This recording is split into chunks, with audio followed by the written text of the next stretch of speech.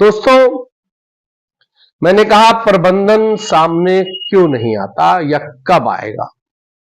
ये सवाल अक्सर मैं प्रबंधन के लोगों से पूछता रहता हूं, तो जवाब शायद मैंने दिया हो, लेकिन फिर आपको बताना चाहता हूं, प्रबंधन सामने ही है। वो कौन है जो झारखंड के डीजीपी के पास लीगल टीम गई? वो कौन लोग हैं? किसने भेजा है उनको, उन लीगल टीम को? और उन लीगल टीम किस अथॉरिटी से वहां बात कर रहे थे, किस अपनी कौन सी हैसियत से वो बात कर रहे थे? वो सहारा के प्रबंधन के निर्देश पर लीगल टीम की हैसियत से वहां गए। वर्सोवा की डील कौन कर रहा है? जो जमीनें बिकने की बातें आ रही हैं मध्य प्रदेश के कटनी में और ना जाने कहां कहां, वो कौन बेच रहा है? सुप्रीम कोर्ट में सहारा की आवाज को बुलंद कौन कर रहा है? बड़े बड़े वकीलों के लाखों लाख रुपए का पेमेंट कौन कर रहा है? ये सब प्रबंधन कर रहा है। दोस्तों, प्रबंधन है तो, मगर जहां लड़ना है, जहां लड़ाई करनी है अपने बात के लिए, अपने संघर्ष के लिए, वहां वो उपलब्ध है। लेकिन परंपरा ये नहीं रही है दोस्तों। परंपरा जो है वो सहारा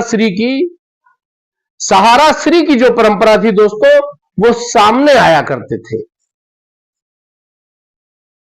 वो निवेशकों को संबोधित करते थे, चाहे विज्ञापन के माध्यम से, चाहे वीडियो के माध्यम से, चाहे चिट्ठी पत्री के माध्यम से।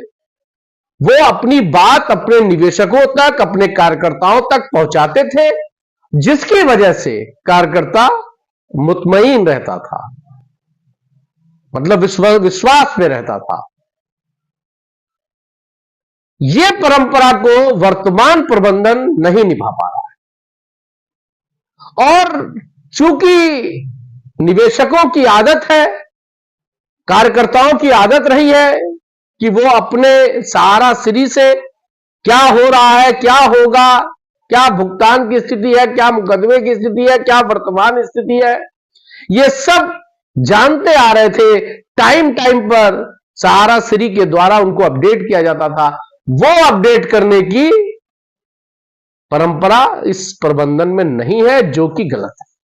सिर्फ सारे विवाद अपने आप ठंडे हो जाएंगे, सारी क्वेरी, सारा कयास, सारा कारण अपने आप अभी ठंडा हो जाए अगर प्रबंधन का कोई जिम्मेदार आदमी सामने आए और आकर के कहे कि हां सब कुछ सही है, या हम लड़ रहे हैं, या हम भुगतान की दिशा में हैं, या हम कब करेंगे, या हम नहीं करेंगे, या कब करेंगे, कैसे करेंगे।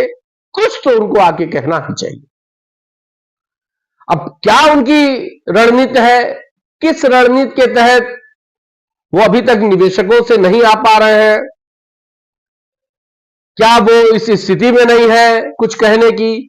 पहले तो ये बात हो रही थी कि सुप्रीम कोर्ट से जब तक मामला हल ना हो जाए, जब तक सुप्रीम कोर्ट से मामला क्लियर नहीं कर लेंगे, तब तक सामने नहीं कुछ भी सोशल मीडिया में या निवेशकों से बात करना बेईमानी हो जाएगी, जब तक कि कोई चीजें क्लियर नहीं हो जाए।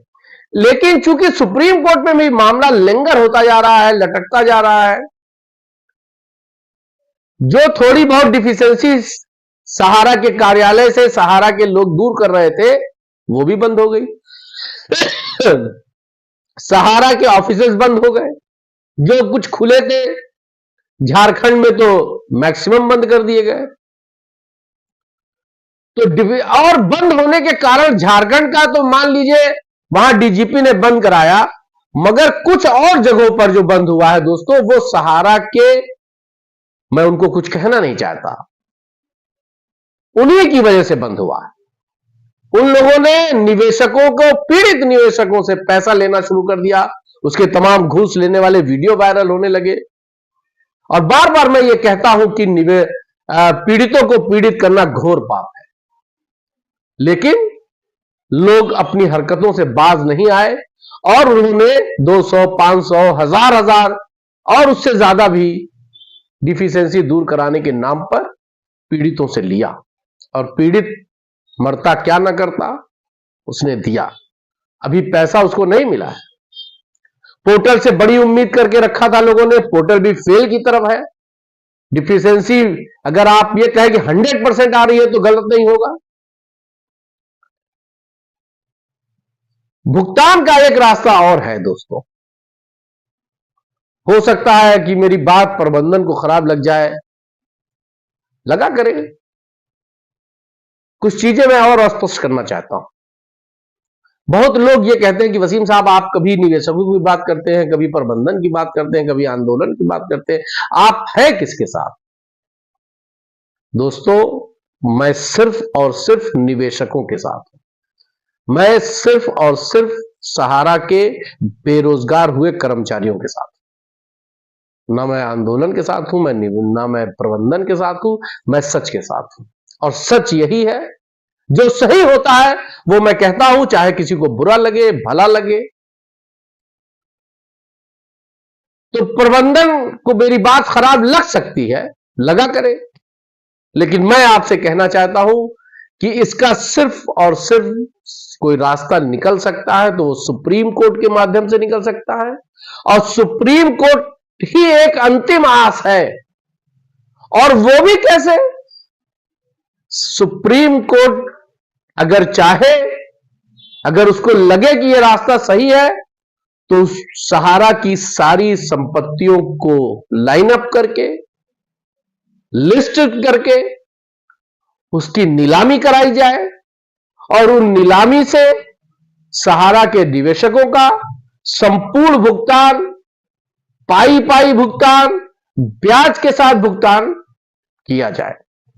क्योंकि मूलधन लेने के लिए हम लोगों ने पैसा नहीं जमा किया, और अब इतना इंतजार की सीमा ही खत्म हो गई।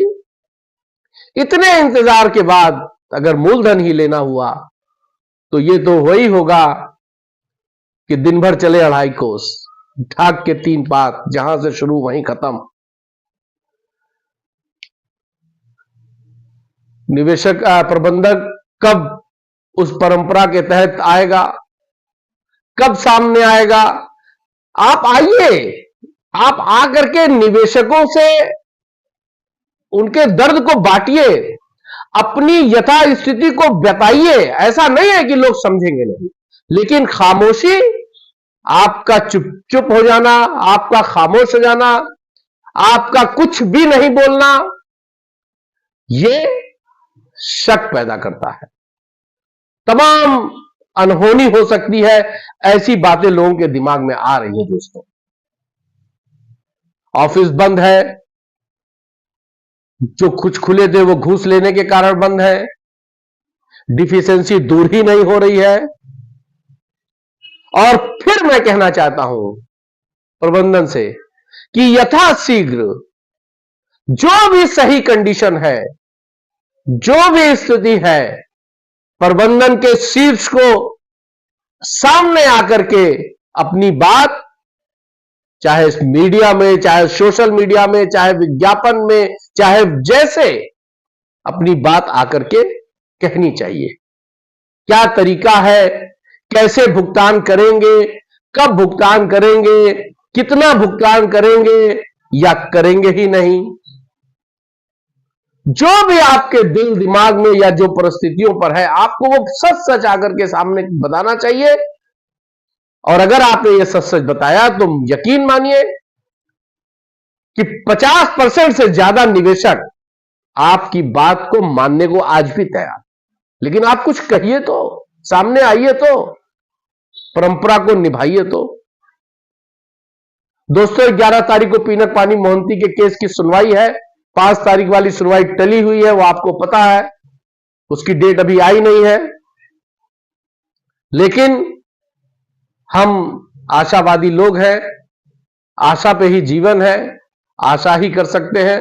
प्रबंधन से भी यही आशा करते हैं, और आप लोगों से कहना चाहते हैं कि मैं वसीम खान सिर्फ और सिर्फ निवेशकों का हूं, बेरोजगार हुए कर्मचारियों का हो, उनके हित के लिए मुझे जो करना है, जो कहना है, वो मैं कहता रहूंगा, वो मैं करता रहूंगा। किसी को बुरा लगे, अच्छा लगे, सच लगे, झूठ लगे, ये उसकी अपनी सोच है। जय हिंद।